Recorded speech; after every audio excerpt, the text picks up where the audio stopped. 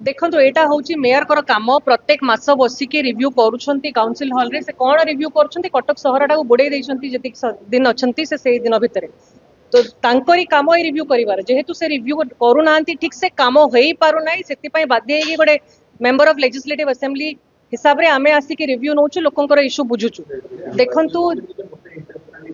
जेते बेले मेयर निज काउंसिल रे बसुचंती से सब जिनस जानिछंती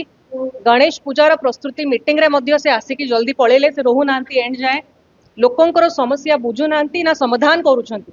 जोति पई कि आमे विधानसभा रे लोकंकर इश्यूज उपस्थापना करू किंतु एटी बसिकी रिव्यू मध्य करूछु जेहेतु से विफल हेचंती कटक सहरटा जदि बुड़ीची तांको जोगु कटक सहर बुड़ीची देखंतु आमे रिव्यू करिवु देखंतु हमरो रिव्यू रहूची डिपार्टमेंट संगे ऑफिसर मानक संगे जेहेतु ऑफिसर माने लाइबल अच्छी रिपोर्ट करिवार डिपार्टमेंट को